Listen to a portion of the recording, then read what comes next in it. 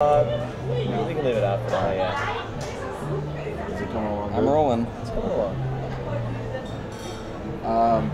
I don't know where to start. Obviously, I'm with the one and only Tim Ferriss, the inspiration behind the blog. Thank you very much, Tim. Thank you. And really, this is kind of by coincidence. Tim was in Capetown for the first time, and I just wanted to ask you, how's your trip? How's it coming along? The trip was fantastic. It's my first time in Africa, and there are a number of things that brought me here. I wanted to see great white sharks specifically. I wanted to be a marine biologist for about 10 years. Also took a trip with my brother, so we took a trip together for the first week and a half.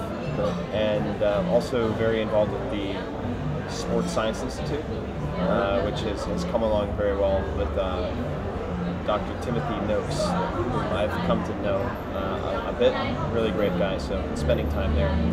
And the weather's gorgeous. It's certainly much better than San Francisco in the middle of winter. Right. It's funny, we did the Great White Shark expedition, and as we were doing it, we kind of got stuck because, as you probably know, when you drive that distance, there's not many gas stations, or if you do it on a fly like we did, you might end up at a hostel. Right. But the good thing is I actually had a copy of the 4-hour work week expanded version, which was just released, and gave it away as a gift. And the funny, it was to one of the hostel guys, and he couldn't believe it, loved the story, and now he's reading it at the same time. It was really funny. Thanks for passing it on. No, it was definitely a big plus. Did you guys do the Great White, the shark dive? Yeah, we did the cage diving.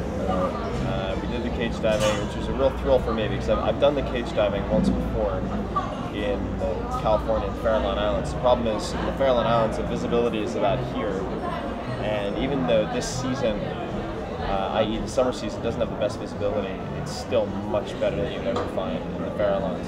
So we saw 8 or 9 sharks about this close. Excellent. So it was definitely a worthwhile experience. Tim is known as one of the true life hackers, and I have to ask you, can you give me a life hacking tip? Life hacking tip? In Cape Town. In Cape Town. What do you think about that? Don't take the group taxi. Don't take the group taxi unless you're going in a straight line. The second I would say is call hotels at about 10, 11 at night if you want to get lower prices. Many of the hotels, you'll see they have actual billboards, LEDs, that display the prices, and they change depending on the time of day. And of course, the more desperate they are to fill rooms, the lower the prices are. But generally, if they have a lower price for a given night, then you can negotiate for that rate for subsequent nights as well. Excellent. So that would be... That, my friend, is the true hack. That would be a suggestion. All right. Lots and lots of espresso. Yeah, actually quite cheers. good. Good to finally meet you, Tim. Pleasure to finally meet you as well. A couple other questions. Dr. Nipple, please, sir. You're a man known for many languages, so can you speak Afrikaans? I can't speak Afrikaans. Thank you. There are, I'll give... would say thank you in Afrikaans. You say by donkey. By Buy a donkey is the mnemonic they suggest you use for that. You probably heard that at Sambona as well. I've heard it in a couple of other places. Buy a also. donkey. Very similar to danke in German. A lot of the words here are very similar. So if you've heard of rooibos, rooi, I'm not pronouncing it correctly, it's like rot, it's red, so it's a red bush. So if you hear rooi, like there's also a cat, but it's called like a rooi cat, which is links to caracal. So if you have any German in your back pocket, or can learn some German beforehand, it makes Afrikaans a lot easier. All right, excellent. I have to go back to the book for a second because as I performed Tim's book and actually documented it.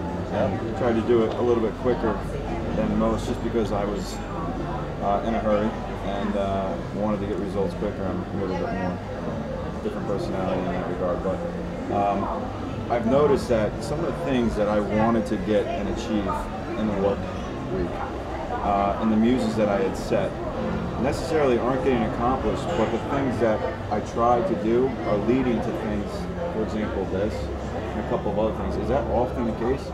It's almost always the case. So I get questions about long-term planning quite a lot. What's my 5-year plan, 10-year plan? And I don't particularly have one, at least from a business standpoint, because I find that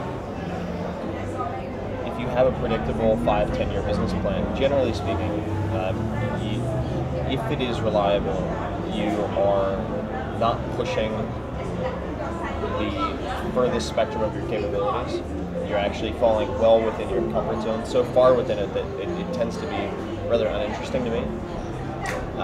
What I find when people are designing muses or going through massive elimination, they think that those various steps will lead to perhaps one or two things, and where they end up is usually reflective of the opportunities and the ideas that come to them during the process.